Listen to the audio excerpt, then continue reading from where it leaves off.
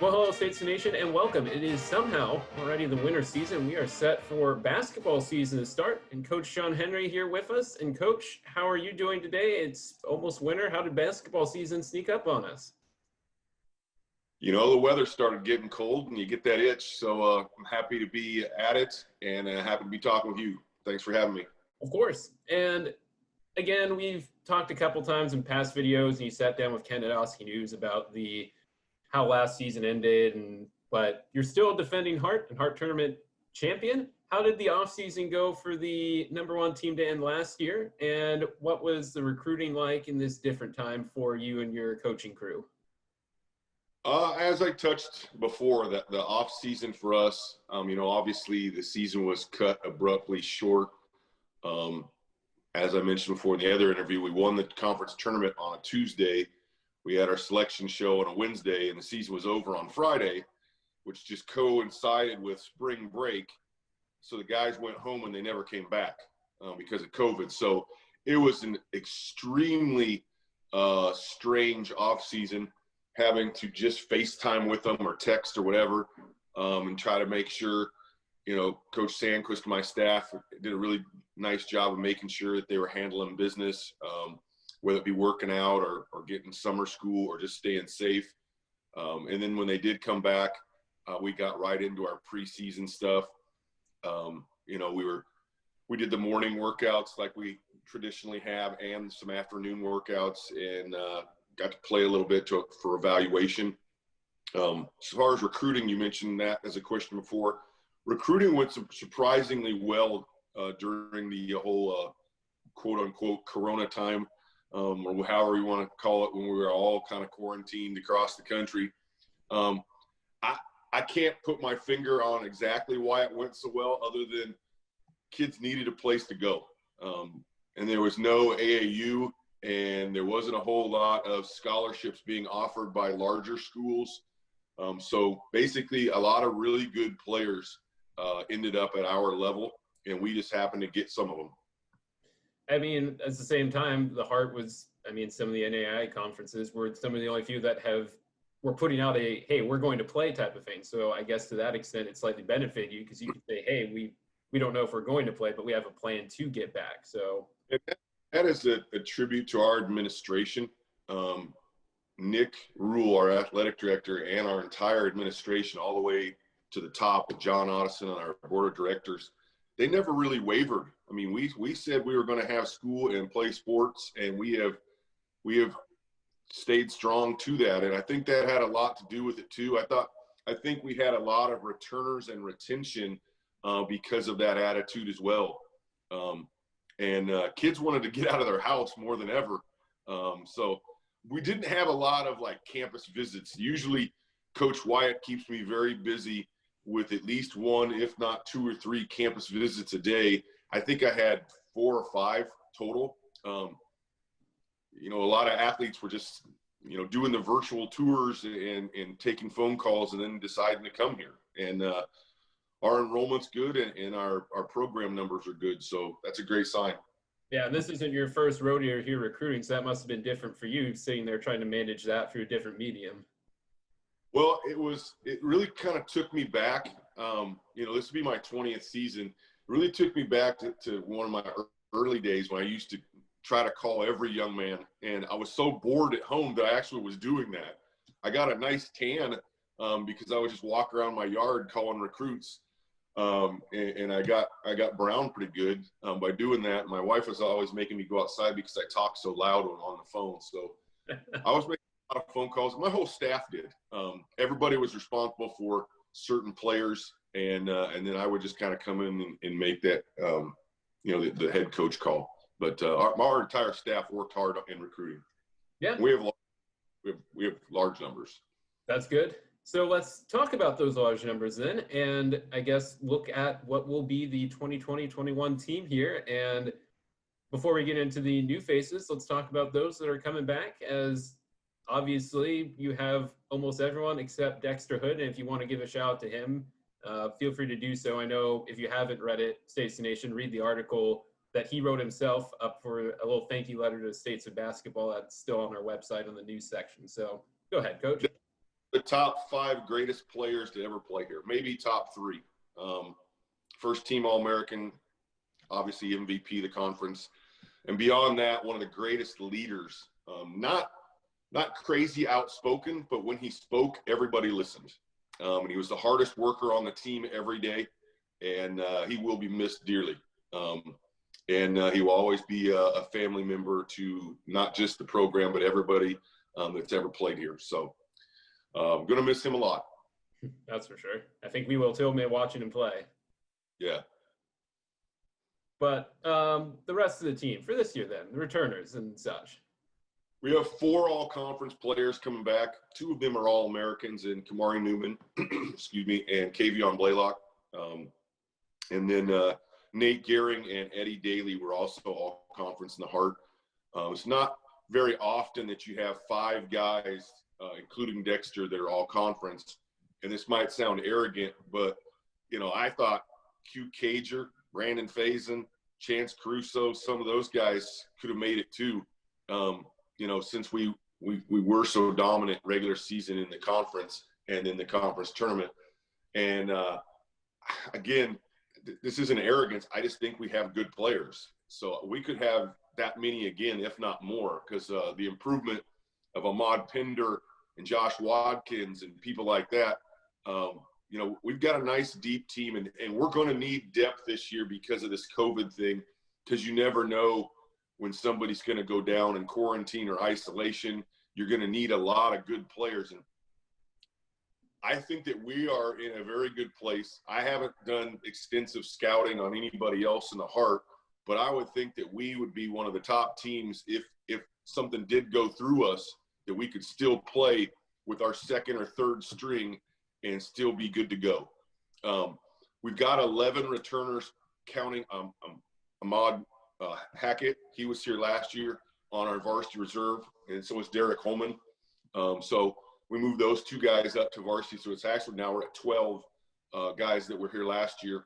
The new faces, I'm not going to talk a lot about them because we haven't made final roster cuts yet.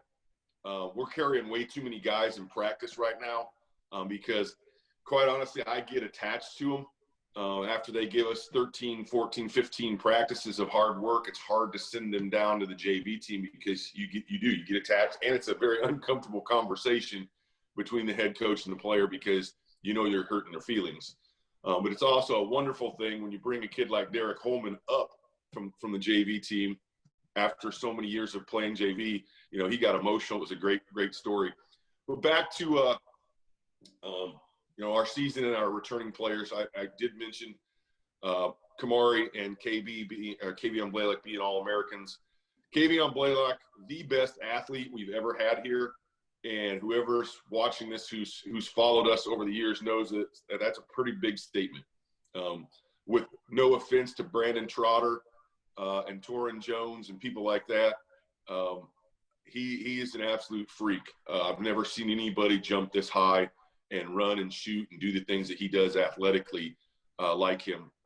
Kamari Newman, great shooter, especially from deep, has been working on other parts of his game. We're excited to see, where he can go with that. And then I mentioned, Brandon Faison, Q Cager, all those guys, Chance Caruso back as well. I'm not going to go down the list of every single player and what they do strength-wise because if you're watching this, you probably know. But all those guys are great players, and they've all improved, and they're all working hard, and they're holding each other accountable, which is a really great thing because, with a mask on in practice, you really can't talk as much or get your feeling across because a lot of what I do when I coach is facial expressions. Well, they don't know if I'm happy, sad, mad, and then you got to get your whistle in. And we've got these new electric whistles that are really weak. Coach Hickenbottom uses one. But the guys, they're actually kind of coaching themselves. And with 12 returners, they kind of know what we're doing. You don't have to explain drills as much. Like for the young guys, the new guys that are young freshmen, they just follow into the back of the line and then figure it out. Well, the old guys, they start everything up. We don't have to say a whole lot. So we're putting in some different wrinkles, but a lot of the same stuff that we ran last year will be run again. it's no secret I'm not letting the cat out of the bag. We're going to play man-to-man defense. I think we ran maybe 10 possessions all year last year of zone. Maybe we'll throw some of that in, try and do something different to keep it fresh so it's not everyday monotony of 2 straight years. These guys have done all the same things. Staff, the entire staff is back too, and that's unheard of. I mean, all GAs, all student assistants, all the old guys like Wyatt, Don, me, and Blake, we're all back. And that's special too, because you're not coaching coaches. They know what to do too. You don't have to tell them, every day to get this, that, or whatever ready, or teach them new drills or whatever. And everybody knows each other personally. And that's a good thing as well, because that leads to more of a family environment as well. I was going to ask, because he is new, you have one new GA. It's Jordan Helms, who you got to promote last year at Senior Day. But he was here, though. Yeah. But he's now officially the GA. So has that changed anything, being able to now work with him more in that role than a student helper? Maybe a little more responsibility. He's coaching one of our JV teams, and he's at varsity practice. So he spends a lot more time around. A regular student assistant, they're more student than assistant. Graduate assistant is in class, but they're also considered, kind of full-time because they do have their days open. And he got a little small stipend, so that's good for him that he didn't get as a student assistant. That's right. He did it. So then since we kind of know what's up and who's who, then let's talk a little bit about the schedule and how things have shaping out, and what the calendar kind of looks like here for men's basketball as we get towards the first, quarter, if you want to call it the basketball term, with the team this year. Well, our schedule is being moved around. If you look at it online, you're going to see. I don't know when this is going to air, but today. The Waldorf game has been canceled, the November 3rd game. I think it's probably still on the web because I haven't talked to Wade yet. Maybe it's off. I'm not sure. I haven't looked at it. And then the November 6th and 7th games with Missouri Baptist, and Harris Stowe have now been moved to the 7th and 8th. So that's something we got to get changed on there too. Playing 19 conference games and only 24 games. That's a change because of Corona. We usually play 30. But we're only going to play 24, now 23, unless I can pick up another game. And I've been in communication with another school already trying to pick up that 24th game. So we'd like to play the maximum. If the maximum's 24, we want to play it. And as I said before, depth is important, because if you do get struck with it and you have, I've been telling people, as long as we have a coach, doesn't necessarily have to be me. And as long as we got six or seven players, we're going to go play. Yeah. If it's Wade Vautrebek and Eddie Daly playing point guard, we'll do it. We want to. We're trying to keep this as normal as possible and compete and get these guys the college basketball experience that they deserve. It's sad that we have such a very good team and everything's not normal. 2 years in a row, you work your whole life as a player or your whole career as a coach to get to the mountaintop. And quite possibly the last 2 years, I have had really good teams, 06, 8, 13, 16, 17, 18. 2020 and 2021 quite possibly could be the best collection totally of players in depth that we've had, and you don't get to go to the mountaintop because of some stupid virus, Yeah. So it's sad, but you can't cry in your own soup. You got to press on, and that's what we're doing. Guys have had a really good attitude about it. We've had some glitches and some bumps in the road, and we collectively on day one said we're going to roll with the punches, and whatever doesn't kill you makes you stronger, right? That's right. And I guess that is the benefit. That is the benefit, I would say, of essentially having two lines or almost three teams inside of one top team, is that you do have that depth, as you said. So, and quite honestly, they went so long at home where most of them weren't allowed to play. They're just happy to be in practice. I mean, a scrimmage in practice feels like a game. And then we were allowed to play Kirkwood, like 2 weeks ago now? It just felt so good to be competing. There was one point where our players were so loud that I forgot there weren't any fans there. It was that loud. They were cheering for one another and really hyped up for each other and waving towels and everything else. And it felt really good. I can't wait to get a real game under our belt. Yeah, I saw Josh Watkins walking around one day, and he said he was really happy to be back. He might still be a little not as on key with some of the workouts, but he was so happy to be back and playing. So well, he was happy because he scored 20 points. He was really – I think he had 5 threes, maybe 6. He was really on, so I'm sure he was happy when you saw him. Talk a little bit about the 2 changes then to the conference and the NAI. Obviously, different format. I mean, obviously the format has since changed because of COVID, but it was going to change regardless here in the Heart for how standings and games are going to be played, and then the whole D2 meshing with D1. What do you think about that, and how much of a wrinkle will that throw in maybe to your season, but more necessarily to the overall, hopefully, the NAI tournament at the end of the day here? The first part of your question, the Heart, I was for 2 divisions and an unbalanced schedule. I didn't want to play 26 conference games like we have in the past. 24, we played 26 one year and 24 the next. That's just too many, in my opinion, because it diminishes the value of a conference game, in my opinion. Because how do you 26 nights motivate your team to think that game is that important? When you're playing lesser conference games, you say, we got to have this. We got to have this. You tell them 26 times. They're like, man, you just said that, 25 other times. So I like the 19 games in unbalanced. I also like that we don't have to do those faraway trips every single year. It'll be every other year. I'm sure you're not that Evangel trip is quite the far one, isn't it? It is, but we can't complain because Evangel to Clark and Clark to Evangel is way worse for them than it is us. I mean, they almost have to make it a 2.5-day trip. So I'm not going to complain about that. Plus, I kind of like Springfield. We got some former players down there. Guys like Brad Nicholson and Corbin Medley live down in there that we get to see. And Justin Wyatt's from down there, so he gets to see some of his family and friends. And it's not a bad trip. Cal Van Arco and his lovely wife usually come down too. So it's not so bad. And I like their staff and their campus and whatnot. But it is far. It is far. As far as your other question, which was the 2 divisions, I think. Yep. That was coming. That's been coming for a while. The format for nationals, if I'm being honest with you, I don't like it.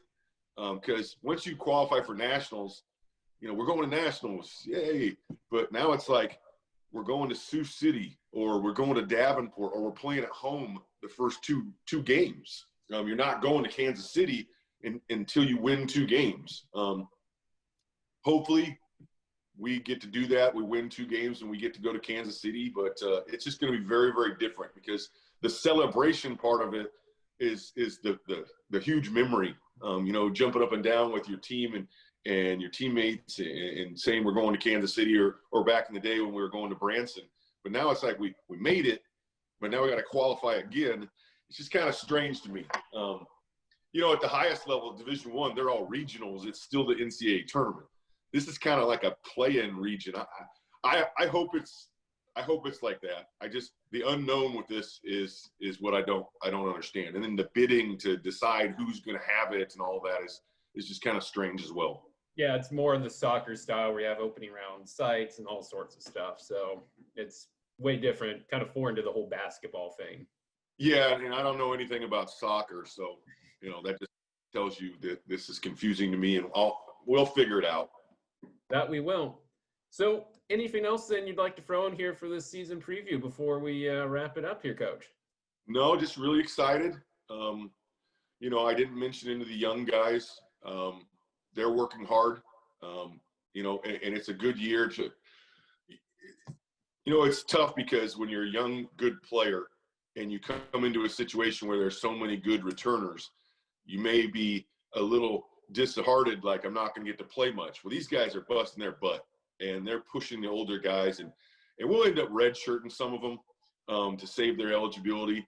And there's even talks of everybody getting their eligibility back, like the Division I and Division II levels are doing, which is crazy to me too. Just giving somebody's eligibility back before a season even starts just sounds ridiculous. But what isn't ridiculous right now?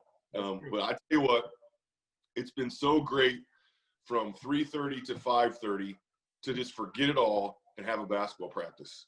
You know, it's the ball bouncing and going through the net, and the scoreboard's moving, and there's sweat and there's whistles, and for 2 hours, I know for me personally and for probably the players, it just feels like normal for 2 hours. 2 hours, maybe 2.5 at times, depending on my practice plan. But it's just good to be back to playing and be in class and have some type of normalcy, because anywhere you go and everywhere else you go, it's always right there on the front of your forehead. And, you know, I mean, everybody knows what I'm talking about. But I tell you what, it's never felt better to be in basketball practice. I will say that. That's for sure. And I'm glad you're back in there. We look forward to seeing you back in Penn Gymnasium here. And Coach, enjoy practice, enjoy your day, and we'll see you out there soon. All right, thanks.